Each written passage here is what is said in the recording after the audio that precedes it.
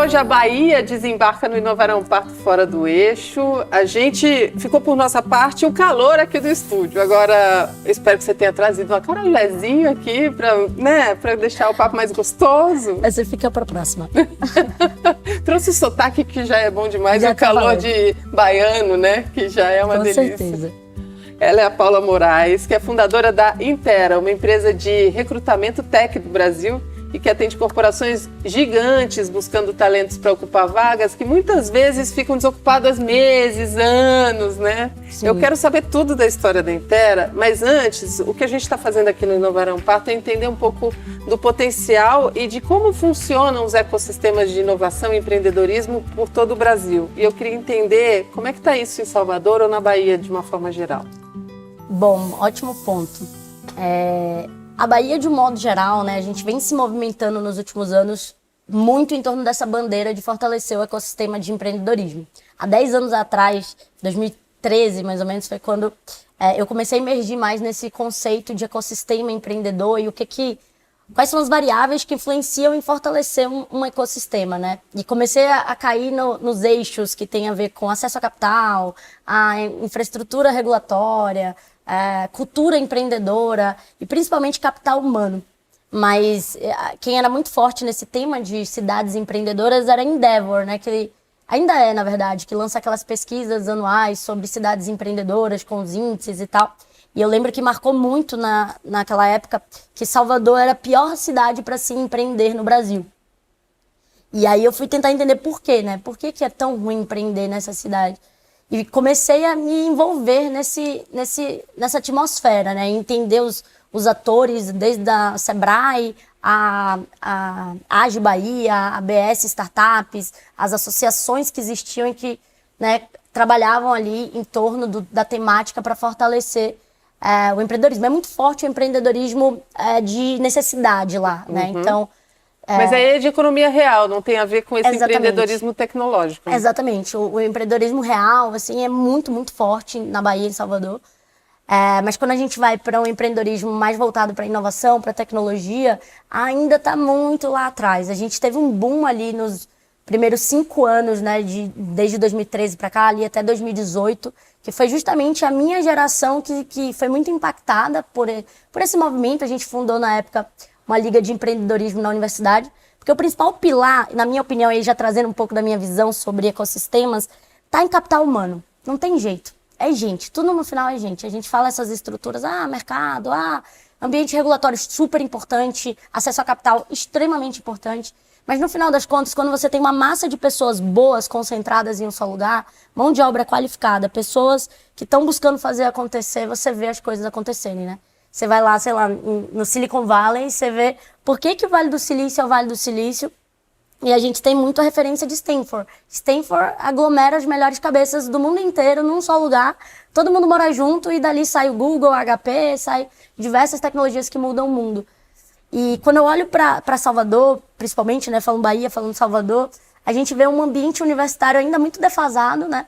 Não é como você estava até citando na estante, quando a gente estava conversando, ali o interior de Minas Gerais, você tem Santa Rita do Sapucaí, Itajubá, Lorena, né? Lorena já aqui em São Paulo, mas ali tem um ecossistema universitário em que as pessoas...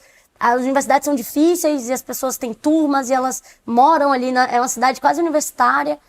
E lá em Salvador, capital, né, não é muito assim, né? As universidades, você pega ali uma turma, você não tem uma concentração de talento ali densamente desafiado para poder coisas surgirem a partir dessa convivência. E esse era um dos principais incômodos que eu tinha com o ambiente universitário lá. Foi daí que a gente fundou uma liga de empreendedorismo para falar de empreendedorismo, de inovação, de tecnologia dentro do ambiente universitário. E essa associação chamava Liga, né? Ela acabou ligando vários atores. E foi nessa leva, assim, que surgiram hoje uma das principais startups que tem no ecossistema, vieram dessa época, dessa densidade de movimento em torno desses atores. E que aí- é o pessoal ligado também à comunidade do Dendê, a história do Acarajé Valley, é isso? Isso. Essa mesma turma? Vale do Dendê, Vale- Silicon Valley. Várias iniciativas começaram a surgir.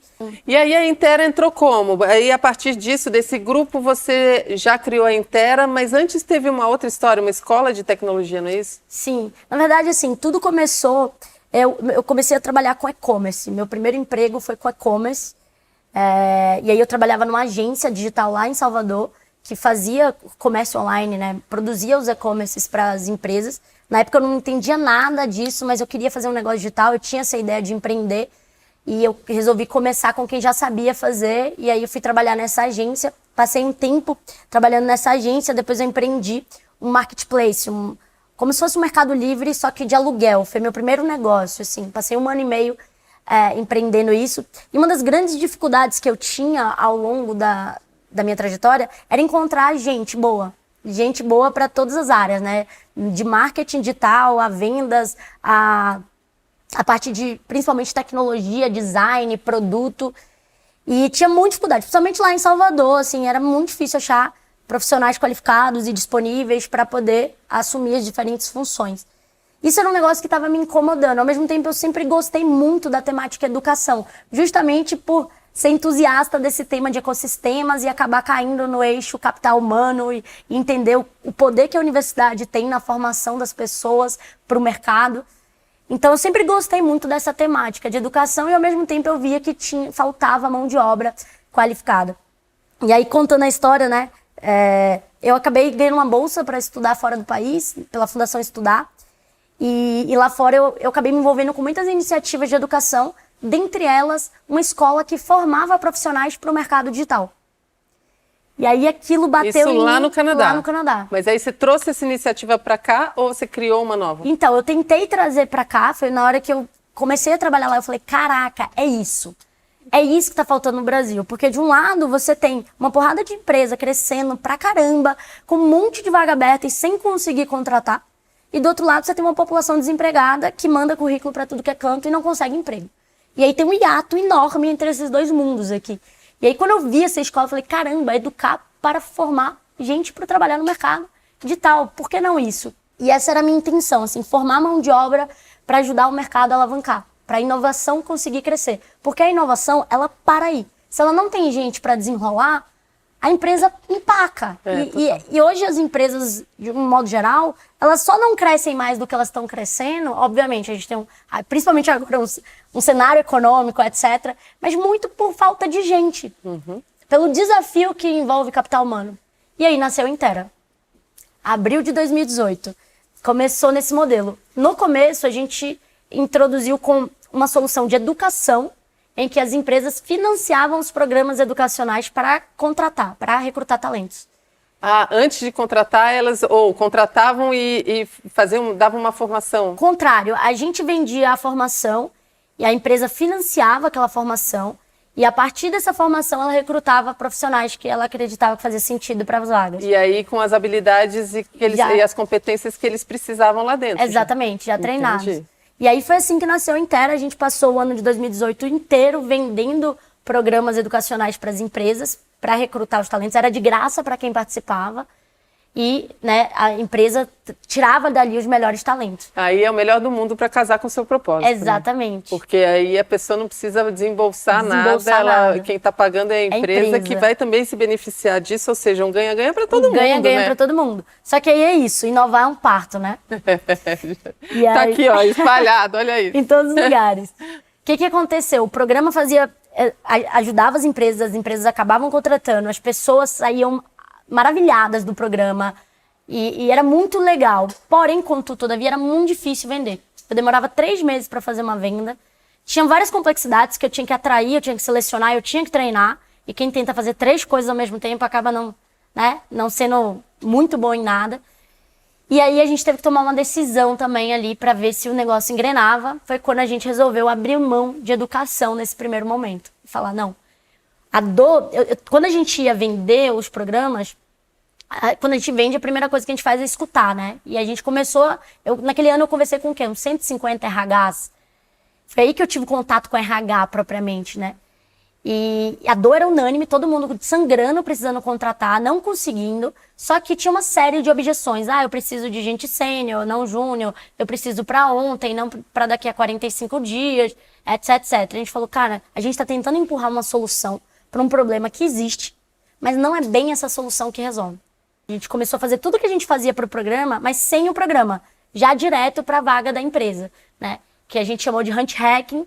A gente empacotou isso. Aí vocês buscavam as pessoas. Exato, a gente atraía, a gente virou uma solução muito forte de atração. Ok. Das 3 complexidades, atrair, selecionar e treinar, a gente resolveu ser muito bom em atrair.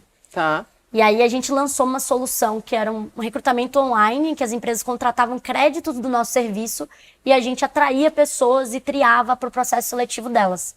A gente empacotou isso como se fosse um software, ela comprava créditos do nosso serviço, um pacote anual, e ela ia usando esses créditos ao longo do ano.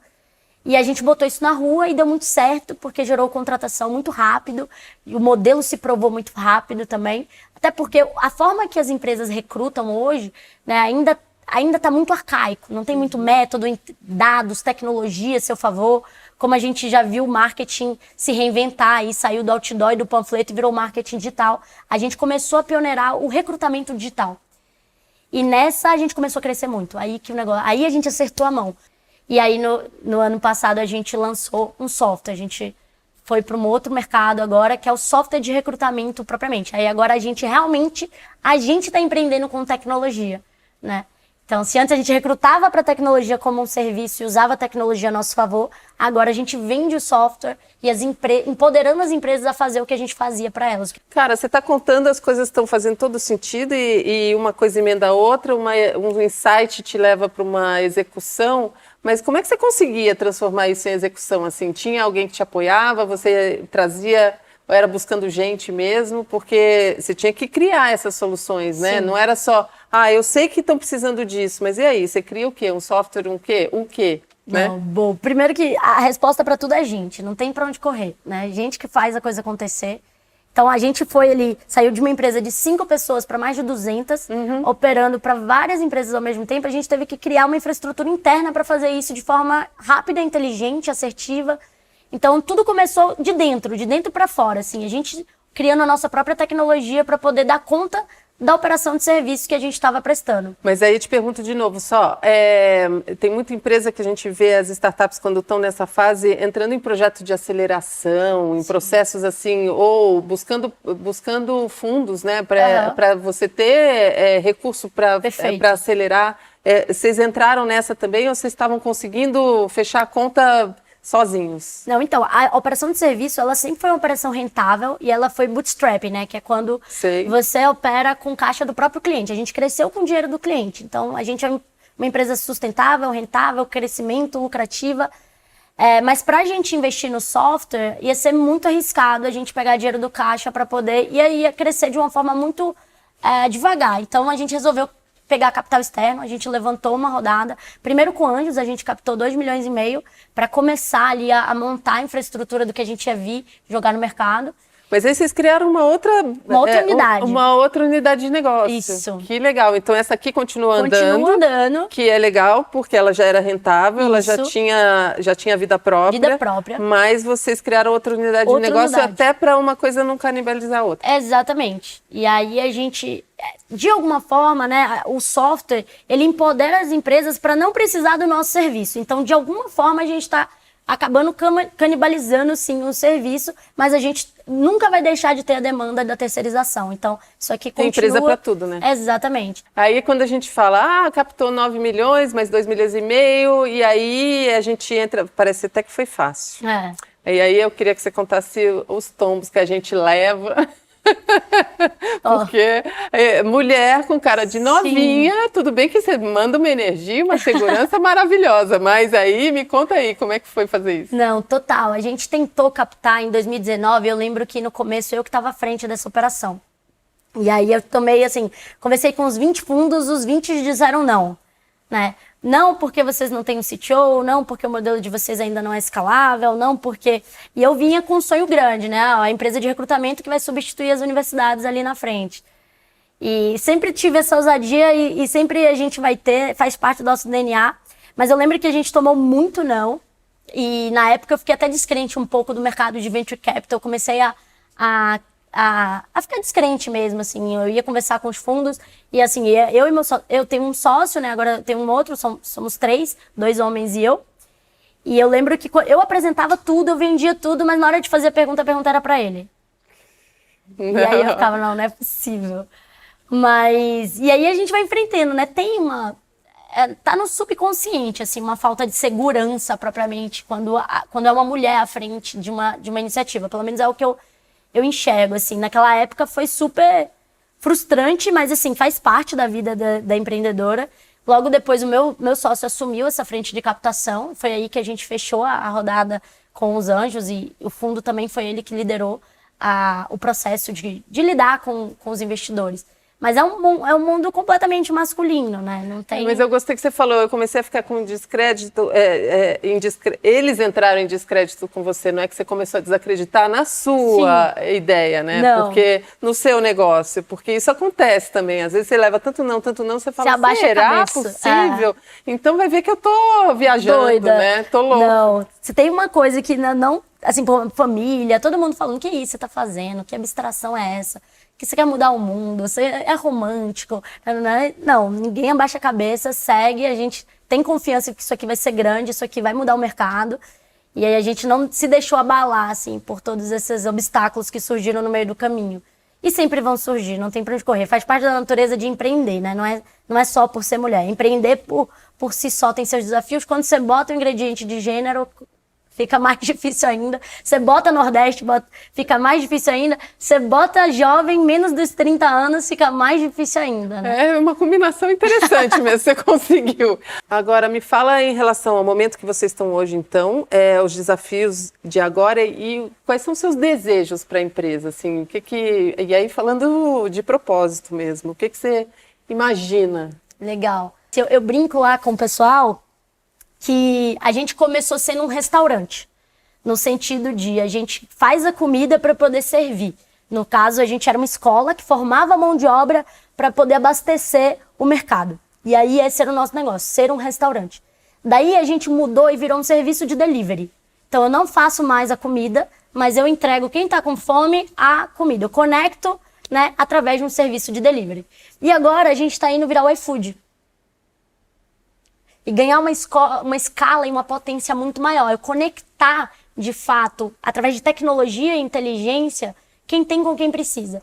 E ser o grande intermediador de dados da demanda e oferta de emprego quando se fala em inovação e tecnologia no Brasil.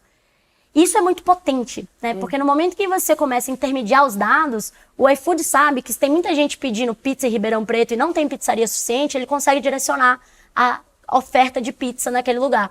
Então, se eu sei que tem muito desenvolvedor iOS, que tem falta no mercado, tem muita empresa pedindo e tem pouca gente conseguindo passar nos processos, etc., a gente consegue direcionar a construção dessa mão de obra, que é algo que vem da nossa gênese, né? Então, a nossa intenção com tudo isso aqui é ser, de fato, um grande player de empregabilidade, não só de recrutamento. O recrutamento é onde a gente começa, onde a gente ajuda, a gente vira ali, entra nos processos seletivos das empresas, entende por que as pessoas estão passando ou perdendo, entende por que as empresas querem o que elas não querem, que é onde está ali, em real time, as exigências do mercado de trabalho. Eu acho que você, e falar de empregabilidade, você está conseguindo, no fim, transformar com toda essa tecnologia, colocar a gente trabalhando, gente, Isso. dar emprego. É o que a gente quer fazer. A gente ainda não faz isso, porque a gente está muito concentrado agora em escalar e estar dentro dos processos seletivos. Mas o nosso próximo degrau é começar a botar carta nesse baralho. Para a gente conseguir retroalimentar com o sistema, porque essa conta não fecha, não tem gente suficiente, tem muita vaga e tem pouca gente. No Brasil e no mundo. No Brasil e no mundo. Então, assim, se a gente fosse ser um restaurante, fazer comida e ganhar uma grande franquia de restaurante e ser uma grande potência de restaurante, seria um caminho. A gente foi por outro caminho. A gente quer ser o iFood e, ao ser o iFood, a gente conseguir, com inteligência, com assertividade, com tecnologia, direcionar a carreira dessa galera para a gente conseguir criar um ecossistema com mais força e botar mais gente para... Tanto botar mais gente, quanto fazer com que as pessoas que estão dentro consigam elevar o nível e alcançar seus objetivos de carreira, né? Mas isso é um próximo degrau. E não tem elevador. É degrau por degrau, não tem jeito. É verdade. Cara, obrigada pela visita, obrigada por compartilhar essa energia e contar essa história toda. A gente está querendo conhecer negócios e se inspirar em mulheres como você que estão fazendo acontecer com um propósito, com vontade, com coração. Com coração, não tem como ser diferente. Com coração, inteligência. Pois é. E muita ginga baiana, que é bom demais também, né? Eu que agradeço o convite, adorei a iniciativa. Parabéns demais pelo projeto. Obrigada. Obrigada a você. Eu vou abraçar porque de perto é muito bom. Valeu. Muito bom, gente.